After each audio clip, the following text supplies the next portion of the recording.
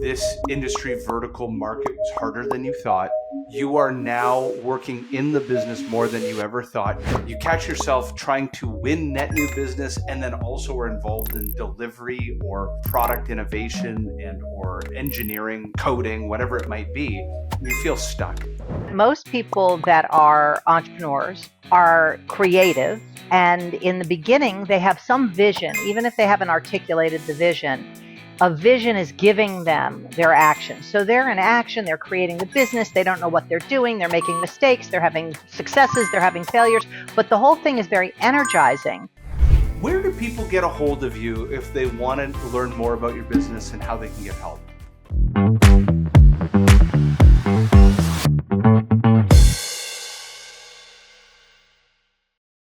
Welcome to Outsource to Profits. I have a fantastic guest, Josselyne. How about you describe what you do and who you serve? And then we'll talk about the topic of the week. Great. I am a master coach. I've been coaching people in the transformative space for more than 30 years. So I've coached over 200,000 people. And I mainly work with founders and CEOs and executives who want to bring the magic back to their life because they've gotten stuck in the prison of their own creation, I like to call it. This is important because my first agency when I started, there was this taboo word called the lifestyle business. And maybe it was, this is 2012. Now venture capital is steamrolling into every business. And my business partner and I were advised, you just never build a lifestyle business. Now, we were a professional services company that was only a portion of our revenue was recurring revenue. So the rest was reoccurring or project-based revenue. The percentage chance we would ever hit escape velocity and become 8 figures there were very few sales training companies that ever did. And we kept plowing all of our retained earnings back into sales and marketing. And we're trying to almost create inorganic growth because we were afraid of a simple word. That was that lifestyle business. And so we felt after 8 years, we were prisoners in our own business. Now, the first question I want to ask is, why do founders become prisoners in their business? But then I'd love for you to comment around the misalignment that potentially happens upon the incorporation of the business. Partners come together, investors come together, and especially when there's investors. People think this word lifestyle business it's a taboo thing. And that's the inflection point where it all goes wrong in misalignment. So floor is yours. Okay, well, just that? Okay, fine. So what I've discovered, in working with people is that most people that are entrepreneurs are creative. And in the beginning, they have some vision. Even if they haven't articulated the vision, a vision is giving them their action. So they're in action, they're creating the business, they don't know what they're doing, they're making mistakes, they're having successes, they're having failures, but the whole thing is very energizing because it's in the space of creation, which is a very life-giving space. At some point, if you become successful to any degree, that creation shifts over to something you now have to manage because it's become a thing. Your company has become a thing with staff and you have to keep it surviving. You got to feed the monster and what used to be something that you were looking up and out and magic was happening because you were just in it, like in the zone, like an athlete in the zone, right? Shifts over to this down and in mode, which is energy sucking and it is time consuming. And the myths and limiting beliefs that entrepreneurs have is that whatever got them there is going to get them to the next place. And what got them there is most of the time, is they did everything themselves. They kind of created it from nothing. And then they get stuck in, nobody's going to do it as good as me. And they hold on tightly to something which keeps it from growing. And being able to let go and empower a team is one of the biggest things that messes with people.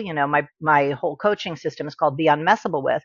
And one of the things that messes with entrepreneurs and founders is holding on too tight and not releasing so that you can grow. And that's why it feels like a prison, because you're suffocating basically.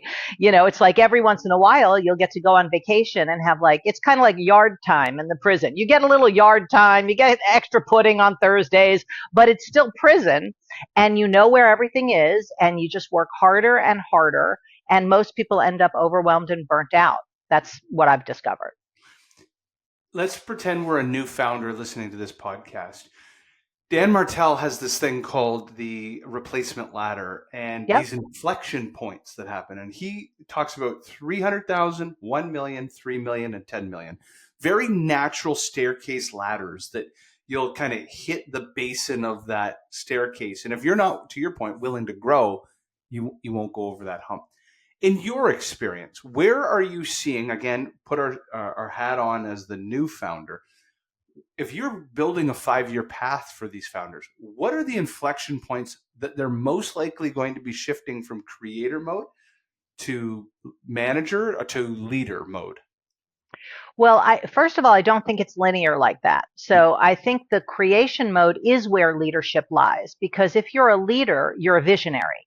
And what happens when you get into management mode is you start losing connection with your vision. That's one of the biggest sources of burnout and turnover and all of that, is because either you're not connected to your vision or the team isn't connected to their vision inside of the vision of the company. So a leader's job is to keep the vision alive and real, and to keep fueling that vision and creating that vision and expanding that vision. A manager's job is to deal with the particles, the minutia, and make sure the machine is running smoothly, the systems are running. That should not be the leader's job. And unfortunately, most initial leaders shift over into that mode and they don't see it happening. It's kind of like that frog boiling story where, if you boil a little bit hotter and hotter and hotter, they don't feel it, Yeah. until they're dead, right? So that's kind of what happens to entrepreneurs and founders. And I don't think there's a specific number inflection point, because in the work that I've done with people, in one of my programs, it's a year-long program for entrepreneurs who want to minimally double their business. I work with people who are just starting businesses too.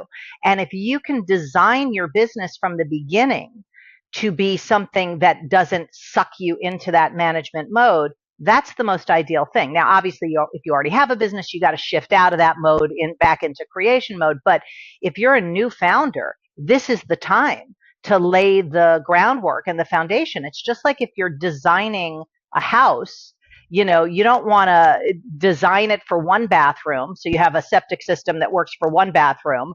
And then, in 5 years, you want 5 bathrooms. It's not going to work on that foundation. So you want to build the systems now, even if you don't hire the team to fill those slots just yet. I would create a plan where you say, okay, by the end of this year, this is where I want to be numbers wise or clients wise or whatever metric you're using.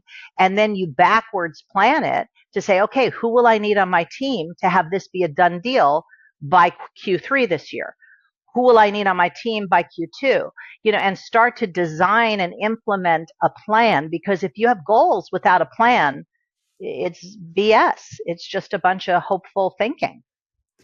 Now let's put our hat on. You're in that magic 5-year entrepreneur lull. You've hit 5 years. You're disheveled. This industry vertical market was harder than you thought. You are now working in the business more than you ever thought. You catch yourself trying to win net new business, and then also are involved in delivery or product innovation and or engineering, coding, whatever it might be. You feel stuck. What are 3 tactical, or if you pull out some pieces from your methodology, where would you start? How would you help? I would start by doing an audit of what I'm actually spending my time on. And Dan does something like this, Dan Martell, who you mentioned before. He does something like this. I do it a little bit different, where I have somebody audit their time for 2 or 3 weeks and in 15-minute increments, and say what action they're doing, what result is it producing, whether or not it gives them energy or sucks their energy, and whether or not it makes them money or not. And, the result that the action is producing is important, because a lot of people are, they're in busyness, not business. They're busy doing stuff and getting through the day, and they are exhausted at the end of the day because they don't know what they accomplished. So tracking not only your actions, but the results, as well as the energy factor and the money factor, allows you to do like you would do a food diary if you were out to impact your nutrition. It allows you to really see, rather than be in a story about how busy you are, you can start to see, what am I doing that I don't need to be doing? What am I doing that doesn't give me energy and it's something I can delegate or hire for? And some hires are more expensive than others, so you can determine what's worth it for you based on how much your time is worth.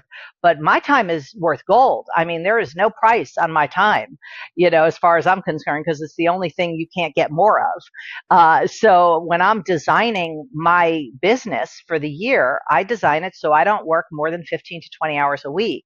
That's my sacred thing. So I'm not going to work on Fridays or Saturdays or Sundays, and I'm not going to work past a certain hour, and I'm not going to, I am going to keep those things sacred with myself. The problem with most founders and entrepreneurs is things start coming in, you start having to react to what's coming in, and you start pushing those boundaries and negotiating with your own word to yourself. Like you say, oh yeah, I'm going to get to the gym 3 times this week. Oh, but this week maybe I could just do 2 because I'm busy and and I said I'd stop at 6 so I could be with my family, but I just have this last proposal to do. So as long as we're not honoring our word to ourselves, we're screwed as far as I'm concerned as founders, because you have no pillars of honor to guide you. Yeah, no, this is fantastic. I guess I think the time management piece and the time audit is, to your point, it is the cornerstone to the first step that needs to happen, because you won't know what changes to make until you've assessed where you are. We call it, I have an offshoring agency, and we tell founders and chief revenue officers and chief marketing officers, you or your team are doing $5 an hour tasks right now. Totally. Instead of $500 an hour value creation. And until you recognize that you are changing the page on the website, or you are completing database work in HubSpot, or sending transcripts of calls. I was doing that, and I was like, it's only 5 minutes after every call, and I added it up. I was like, that's 6 weeks of my life every year. Exactly. Where do people get a hold of you if they want to learn more about your business and how they can get help? The website is beunmessablewith.com, and that's my Instagram handle too. And I have a ton of free content on there, and also some pre-record. I have something that would be perfect for what you're talking about called Design Your Days. And it's not just about, a time management tool, but it's about context, because a lot of people, their calendar looks like their to-do list. Right? It's like, do this, do this, do this, but there's no vision incorporated into your calendar. So it just becomes like stuff to do. So I train people on how to, okay, go to the gym, but what are you creating by going to the gym? Vitality, go to the gym. Date night with your spouse, intimacy, date night, so that you're creating not only the to do, but the why behind it. So when you're going through your day, you're not just doing, you're not a human doing, you're a human being that is executing things. So that's a perfect, and it's really low cost. I think it's something like $19 or something like that, but it's really like a good entry point to see how I work with people. So beunmessablewith.com is the short answer to your question. No, that was fantastic. Thank you so much for being on Outsource to Profits. My pleasure. Thanks for having me. Thank you.